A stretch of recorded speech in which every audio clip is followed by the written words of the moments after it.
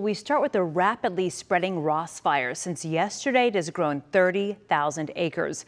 With over 80,000 now burned, the fire is west of the Metroplex. We've got a map for you, threatening communities about 2 hours from Fort Worth.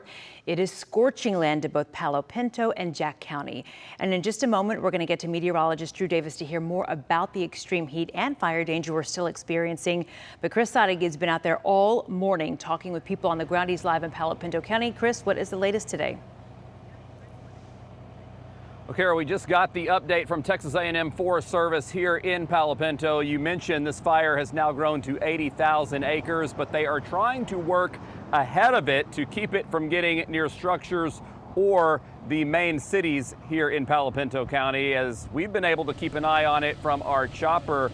As this fire has burned now for 3 days, they're trying to contain this fire by clearing lines of vegetation ahead of it so that if the fire reaches those lines, it can't burn any further because only dirt remains. Similarly, airplanes are dropping the fire retardant chemicals in lines that would also bring the spread to a halt. We also learned that the local firefighters here in Palo Pinto County are getting a much needed rest today as help comes in from outside the area. Altogether, about 170 firefighters out in the fields working to stop this fire. Earlier today, I saw a truck from Bernie, that's near San Antonio, so a lot of resources being sent in from across the state.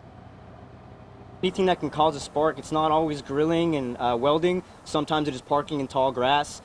Being vigilant for lightning strikes. For those of you that are around the area, you will see that it is slightly drizzling. So we want to make sure that we're staying vigilant for these lightning strikes and reporting it if it does come in.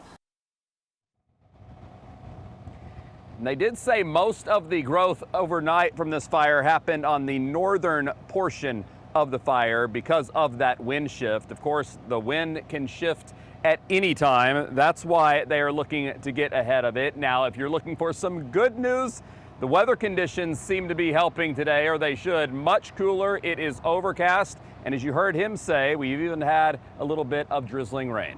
Kara, back to you. Yeah, that is a relief, at least the here and now. Thank you so much, Chris. So Drew Davis, welcome to Midday. Thanks for having me, We're going to Kara. get to know Drew here in just a little bit, but we've got very important business to talk to, and let's talk about the fire danger. We did hear about talking about a few raindrops. Yeah, we've had a few sprinkles this morning, and it wasn't significant. Really, until we see significant rainfall out there, we're going to continue to see fire danger. It's going to remain elevated all across North Texas. I do actually want to give you a look at the Texas A&M Forest Service fire danger forecast. This is specifically for today. Compared to what we were seeing yesterday, we were seeing extreme fire danger, very high fire danger across the Metroplex. We're a little bit lower today. Over in Mineral Wells, Palo Pinto County and Jack counties, where the Ross fire is ongoing, high. Still, we need to be treating this, we need to be watching this very closely. Very high in the Metroplex, extreme over in Collin County and McKinney. Here's actually the latest look for the latest perimeter for the Ross fire. 80,000 acres. For context, that's 3 times the size of Disney World. It started growing up from the south overnight, expanding 30,000 acres. Increased cloud cover, triple-digit heat. Light winds out there, decreasing the fire danger forecast.